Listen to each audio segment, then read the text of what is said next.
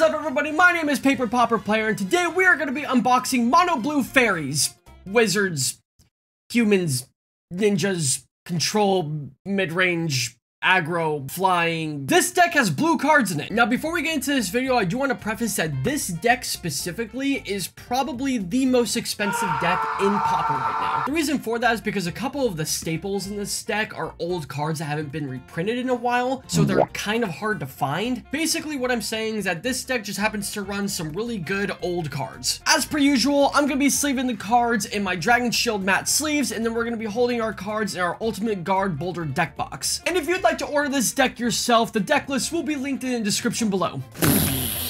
Packing peanuts! So this is the first blue deck that we're opening on this channel, and I just thought it'd be funny to mention that I live in Florida, where a giant hurricane is about to come and hit us. And then I was going to try to make a joke during the recording of this video about hurricanes, but the hurricane magic card is green. And I just think that's stupid.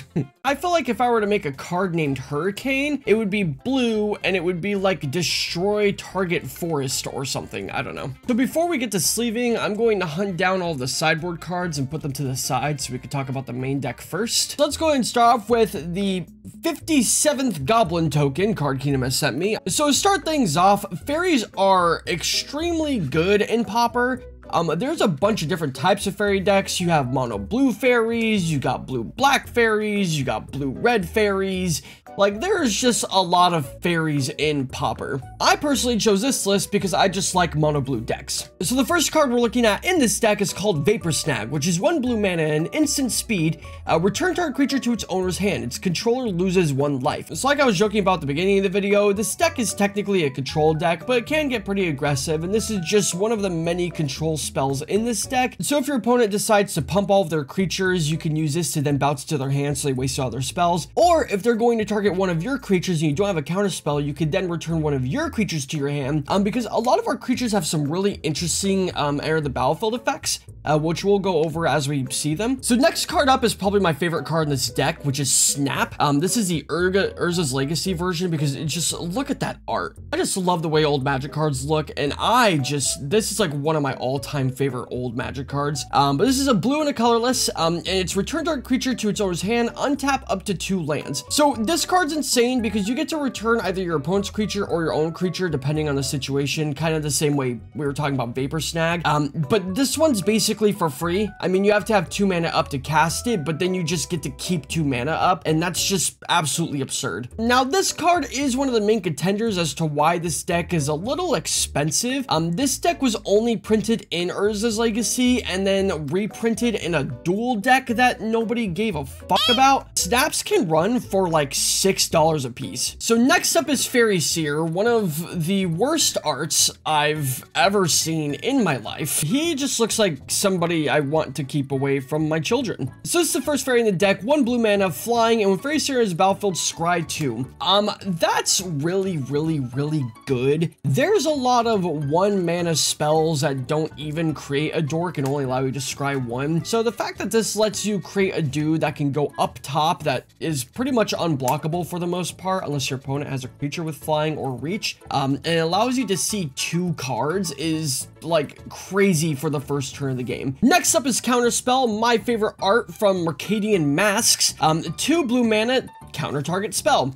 This is like the most definitive blue card on planet Earth, and I'll 100% be honest, I really just don't like the picture of Irish Doctor Strange. But yeah, this is the only counter spell in all of Magic that literally has no downside to it. It's very cut and clear, costs 2 blue mana, and it's just, if you're running a blue deck, you should probably have it. The only time you don't run counterspell in a blue deck is if you're running a deck with like 3 colors in it. Trying to have 2 blue mana when you're running a 3-color deck in a format like Pauper, where there aren't very good dual lands, is really difficult. Okay, so next up is probably one of the most iconic cards in all of Pauper, Delver of Secrets. Now this is not a fairy, and honestly in this deck list specifically, we're running a fair amount of creatures, so there's an argument that Delver of Secrets might not be the craziest fit in this deck, but Delver of Secrets is a super good 1 blue mana card. At the beginning of your upkeep, swipe, look at the top card of your library. You may reveal that card, and if an instant or sorcery card is revealed this way,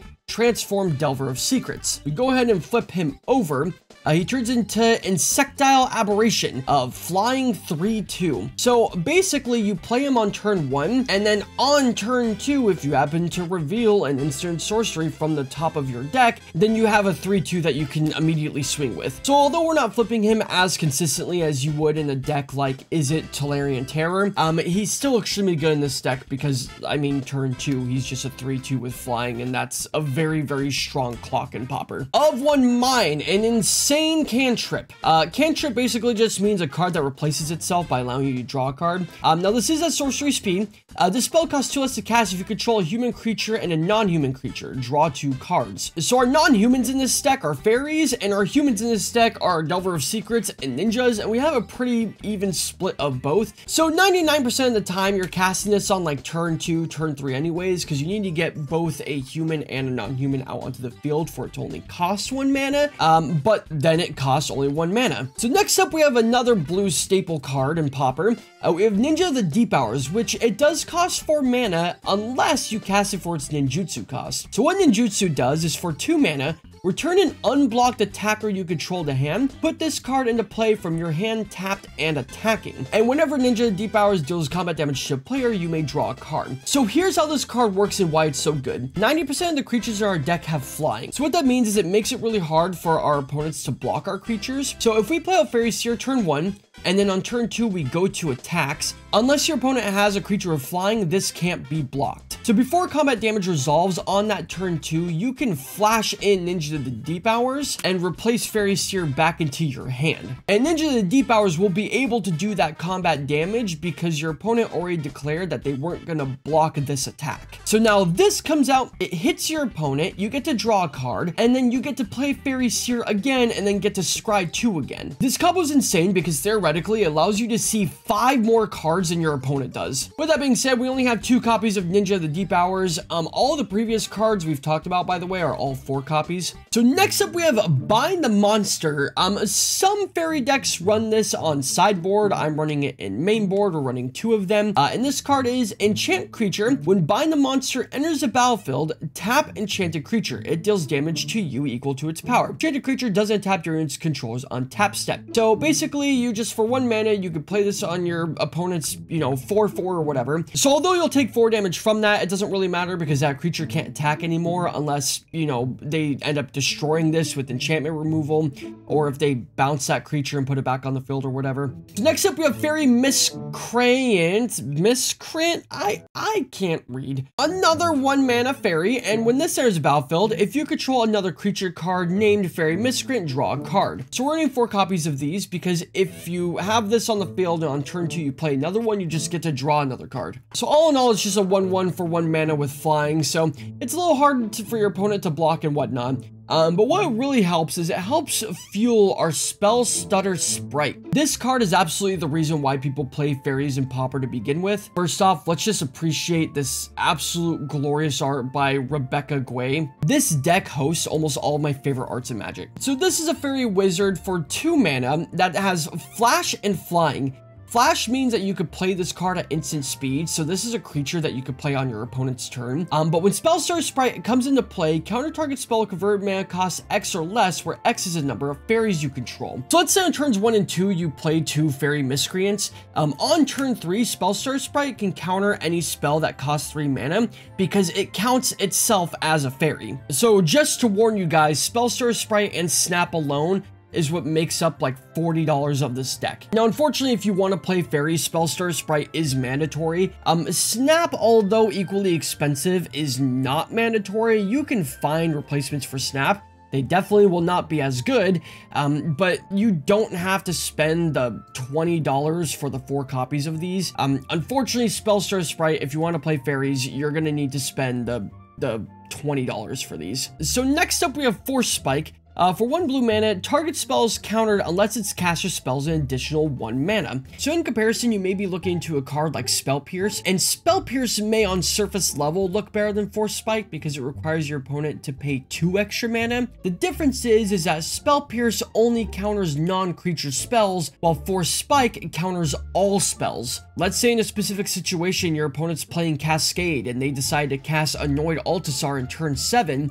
This card will counter Annoyed Altasar, Spell Pierce will not. So next up, we have the next ninja in this deck. We have Moon Circuit Hacker, which is from the new Kamigawa set. This costs 2 mana unless you want to ninjutsu it in for a single blue. Whenever Moon Circuit Hacker deals combat damage to a player, you may draw a card. If you do, discard a card unless Moon Circuit Hacker entered the battlefield this turn. And because this one's ninjutsu cost is only 1 mana instead of 2, we are running 4 copies of this opposed to the 2 copies of Ninja the Deep Hours. So here comes a part of the video where we're sleeving all the lands. This deck is running 17 islands, and the reason why there's so little land in this deck is because the highest costing card in this deck is technically 2 mana. Of course, of one mind, Ninja Deep Hours costs like 3 or 4 mana, but you're casting them for like a cheated cost anyway, so it doesn't really matter. If you're playing against an opponent, if you get stuck on 2 lands, it really like doesn't matter. Okay, so let's go and put the main deck aside and let's go into Sideboard. So the first card we're running is Hydroblast, which is 1 blue mana, counter target spell if it is red, or destroy target permanent if it's red. If you're running blue and Pauper, you are playing this, and also Blue Elemental Blast, which is actually the same exact card. Choose one, counter target red spell, or destroy target red permanent. With that being said, we're running 2 Hydroblasts and 4 Blue Elemental Blasts, so this is basically 6 copies of all the same effect.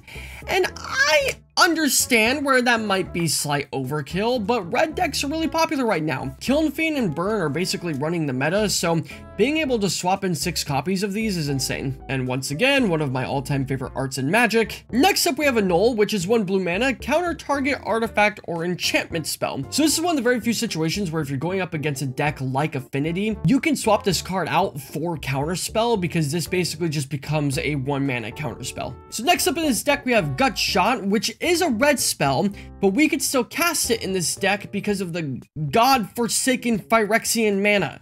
Gut Shot deals 1 damage to target creature or player. Really, the only purpose of this card in this deck is to just maybe ping a problematic creature that we can't get rid of. Next up, we have Dispel, which is counter target instant spell.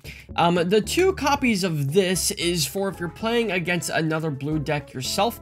If your opponent decides to cast Counterspell and they're tapped out, you could dispel them for 1 mana cheaper. And the final card in Sideboard that we're running 3 copies of is Spire Golem, which is a 6 mana 2/4 with flying with affinity for islands. So what affinity does, it allows you to cast spells for reduced mana cost based off of how many of a certain type of card you have. This card specifically has an affinity for islands, so this spell will cost 1 less to play for each island you control. This costs 6 mana if it has affinity for islands and you have 3 islands on the field. 6 minus 3 is going to be 3. And then by turn 6, if you played a land every turn, every time you draw this card, it's just a free big boy in the air. So that is Mono Blue Fairies and Pauper. Again, you can make this deck in pretty much any color that you want. Right now, the most popular ones are Mono Blue, Red Blue, and Black Blue. I personally chose the Mono Blue version because I just like the complete control package of this deck because I'm a terrible person. Hold on, I put the cards in upside down and it was making me upset. So if you're interested in getting beat up in the parking lot at your local game store, go ahead and check out the deck list linked below. You'll also see my playlist of all the other decks I've done.